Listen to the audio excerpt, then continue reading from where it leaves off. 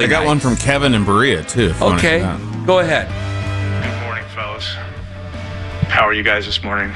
I'll say my piece, and then I'll hang up and listen. First off, we have to do better, now that we got that out of the way. Wow, that sure was a game yesterday. I want to make this real quick. To my fans, I love you. To my haters, keep praying on my downfall because I ain't going nowhere. Just wait until Deshaun comes back and we really get this ball rolling. I think you guys should really bring back setting the tone. Anthony can be so funny. Ken, I'll save the fat jokes for another day. Hope you all have a great day. Is that one of them AI things? Thank you, Coach. No, that was him. It was like when we had Goofy call in from... No. The only thing missing is he didn't say he grew up listening to WIP in Philly. He loves WIP in Philly. I won't believe it until he says he listened to WIP in Philly. Him and Angelo Cataldi, like that, man. Odyssey app. That was really good. Favorite the station. Yes. Hit the Covenant hotline. Can we ask Kev why he took the ball first in that game?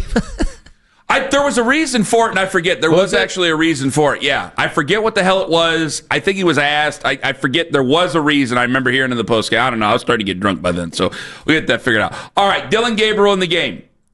There are a lot of people talking about Dillon Gabriel, and I had some buddies in the stadium, and it was weird. They all texted at like the same time.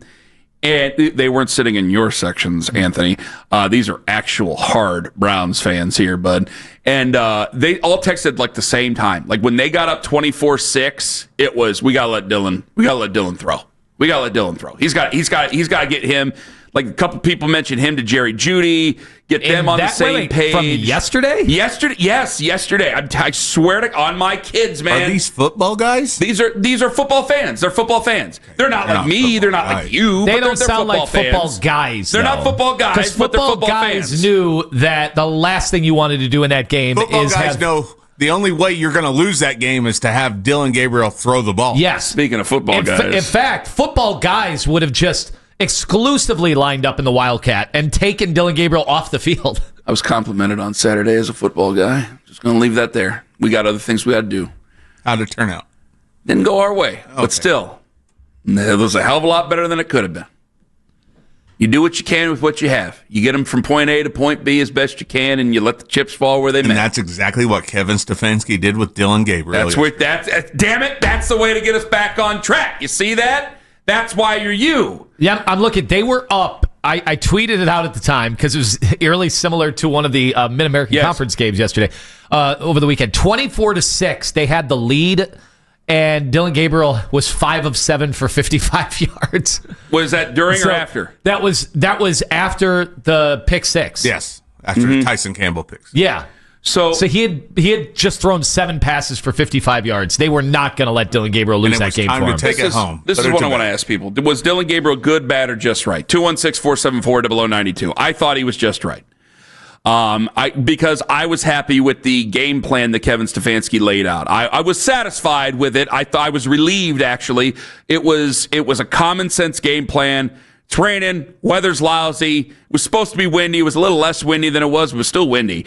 You run the ball. You got Quinshon Judkins back there, your second-round pick. You only had 12 carries a week before. Run the ball. I got backups in there. I don't know if I'm ever going to see Jack Conklin again. So I'm going to have backups out there. Let's see if we can get going, and let's see what direction we can go with this. So they ran with Quinshon Judkins. Guys, I was fine with it. I was fine. And yet, you know what? Early in the game, he nearly turned the ball over. Like Dillon Gabriel, I ain't going to sit there and say he was great. He wasn't great. He was just fine.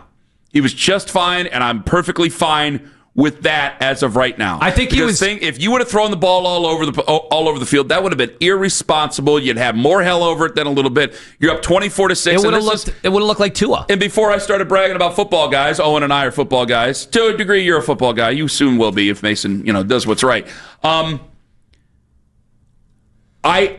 was getting those texts from my friends, and they all, like 5 different guys, wanting to let him rip. Got to get him in a rhythm, got to get him going. I go, guys, the weather's lousy. And they're up 24-6. I go, they're going to hand the ball off on first and second down. They might throw on third. That's what they're going to do. And for the most part, that's what they did. Well, look at the second half. Because it becomes a possession game. Your defense is cooking. Your defense, like Tua didn't have much. That pick 6 to start the third quarter, I think that's where they just fell off a cliff and said, bleep this. It was over. And that was it. And so your defense went out and feasted for the rest of the game. They had one drive that stalled, and that was it. And I just didn't think that yesterday was the right time to start airing it out and running it up and doing those things with that weather. No, you're right. I don't know if he's ever, guys, I don't know if he's ever going to be that quarterback. Like, my expectations for Dillon Gabriel are, again, career backup expectations. I'm not being mean-spirited. It's just what I see. I can only tell the truth. And so I wasn't going to put him, or I did not want the Browns to put him at a disadvantage because, yeah, you might complete some passes to Jerry Jeudy. You also might get picked off. Which one's he going to remember? Because I got to go into next week with him, and I got to make sure he's confident. Yeah, they only had like 55 yards of total offense in the second half. You know, they didn't need anything. So, you know, it was exactly what they needed out of Dillon Gabriel. No more. Maybe could have been a little less if, you know, the interception goes. And the other one, how about, I don't know if you were at home to see it by the time, because you're doing the pregame. And so by the time you get home, I don't know if you had seen it. I'm home and playing anytime. But, I mean, Archuleta called one of his throws reckless early on that somehow got to Jeudy. He didn't seem like a big fan. He didn't seem like a big fan. No, he didn't seem like a fan whatsoever.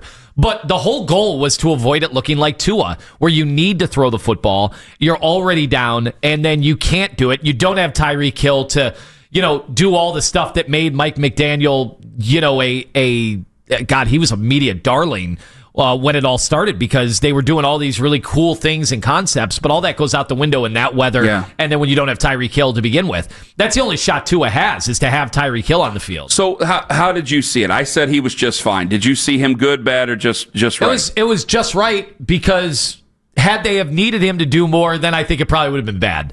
I would not have expected him to be able to do much at all.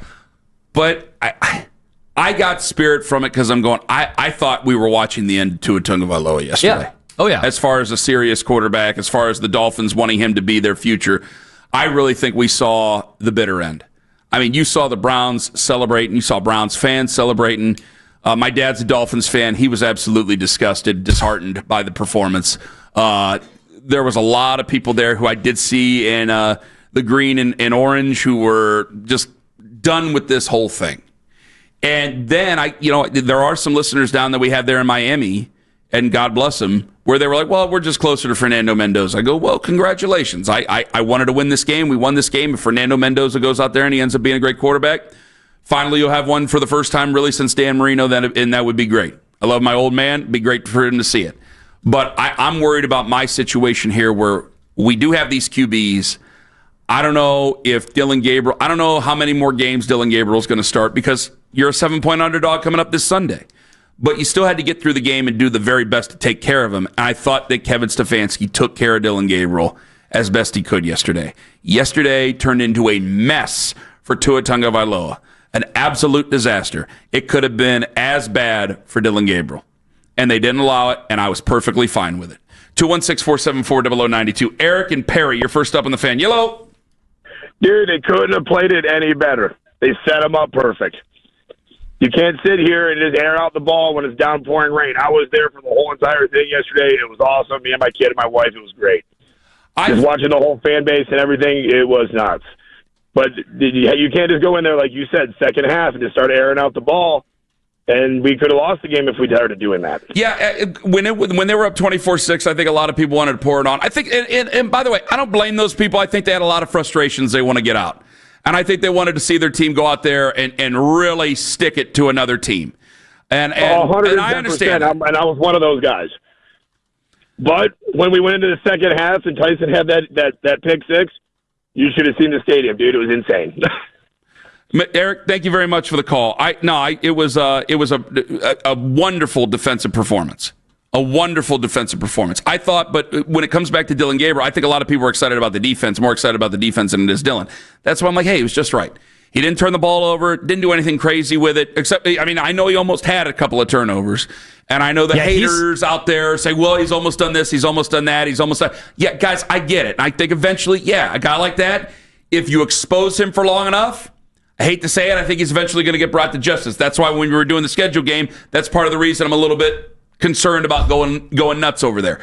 But I thought that they had the right game plan for the type of weather that they were in for the type of team that they were playing. Yeah, I don't know how anybody could have any problem. I mean, the second half, they weren't going to do anything to allow Miami to get short fields or to get them confident or to give them any reason to have hope. So they sucked that right out of it. It was perfectly managed. And I don't think Stefanski has a ton of confidence in Dillon. And, when they're losing, we can talk about all the other stuff behind the scenes. But, when you have a game like that, you don't need to worry about that. And so he got to play. He got to finish out the game. He got his win. And basically everybody was happy except, probably the Shador people who probably want to see Shador at some point. How did you, well, we'll talk about that, I'm sure. 216-474-0092. How did Dillon Gabriel do? Was he good? Was he bad? Was he just right for you in this 31-6 win over the Miami Dolphins?